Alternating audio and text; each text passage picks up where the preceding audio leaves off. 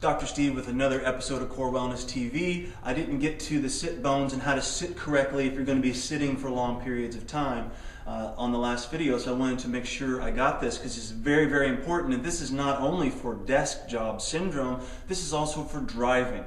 This is also for sitting and waiting at the driver's license bureau, for goodness sakes. Or if you got to sit for long periods of time, it's very important to know how to do so you're not straining your back. Of course, the number one problem is always the C slump.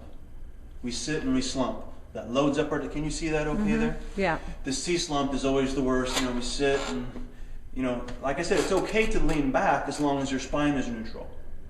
Neutral means your spine is not flexed too far forward, or it's not this way too far. I used to make the mistake of teaching people to sit on the edge of the seat and force a lumbar lordosis into their spine while they worked.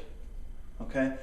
And this, not so good, because it puts too much extension into the low back.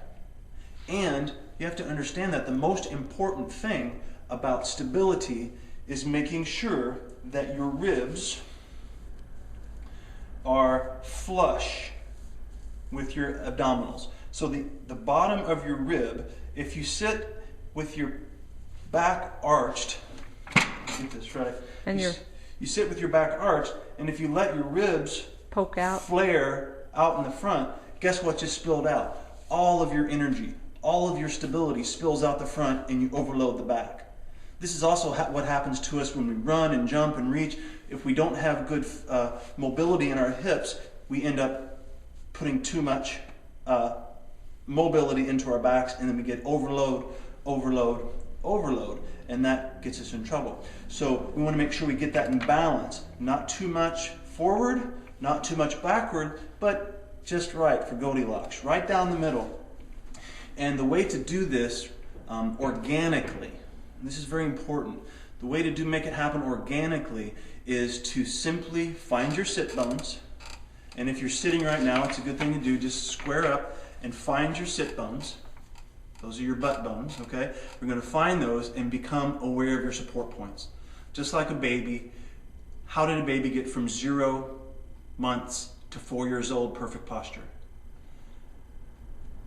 All he did, or she, was push away from support points. They knew they wanted to get up to vertical because it's in their genetic code, and so it's still in your genetic code to automatically, organically create perfect posture without having to think about anything but finding your support points and having the intention of pushing away from them. So you find those sit bones, and you want to make sure you can get intensely in tune to those sit bone support points. Now, I often use the imagery of sending roots down. Literally seeing roots draw down into your support points, like you're sending roots down like a tree. And when you do that, when you have the true imagery of those roots going down, you should feel your abdominals start to kind of just twitter and activate.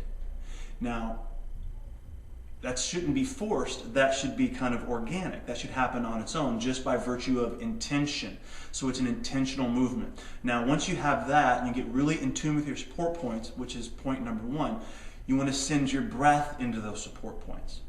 When you breathe into your support points, that brings even more attention. Every movement pattern needs to be programmed on top of a good breathing pattern. If your breathing pattern is off with, if you every time you take a breath, your shoulders are going up and your chest is rising, you're out of balance and out of stability, and no movement that you do can be done efficiently and effectively, and you will run into overstrained patterns. So it's so important to breathe into your support points. Of course, you can't actually send your air, oxygen to your sit bones. It's about the intention of feeling the breath and feeling what happens with the body and connect that to your sit bones. Okay, so you're going to breathe into your sit bones to bring awareness to them. And now that you've got your roots down, you're going to grow like a tree. You're going to be nice and tall and reach and spread. And actually, it's good to reach up overhead every once in a while, like a tree would expand. Watching out to make sure you don't shrug your shoulders overhead. We always want to make sure that our shoulder blades are anchored down. But my point here is we want to basically use the imagery of a tree being grounded and also elongating, lengthening, growing, and expanding.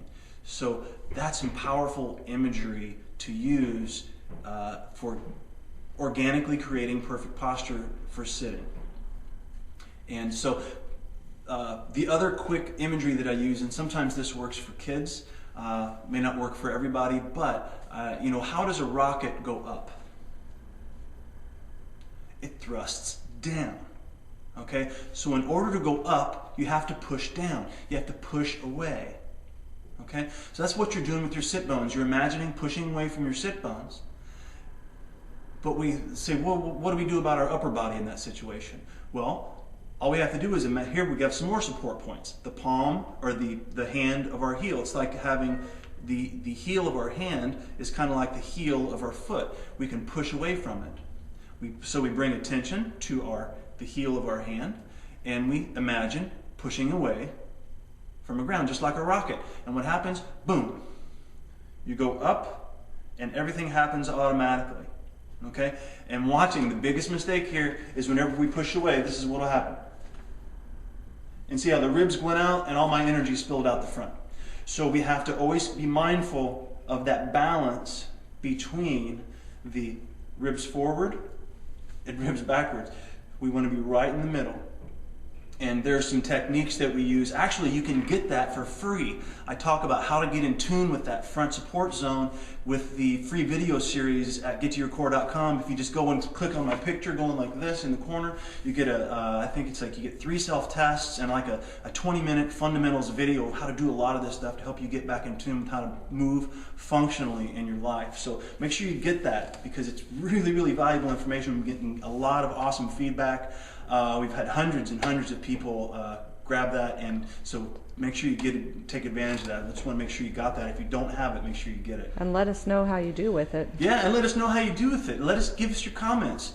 I'd love to hear feedback on how these things. I'm getting some awesome feedback from people saying, wow, I can't believe how such a fundamental change can make such a huge difference in such a short amount of time. You'll be absolutely amazed, especially with the hip hinge videos that we've been doing. I'm getting a lot of good feedback on that. There's a 5 moves in 5-minute video that is one of what I do every day whenever I'm on my walk at the park. It's just a quick 5-minute little thing that can really wake up and invigorate you. And you can use that for a micro break at work.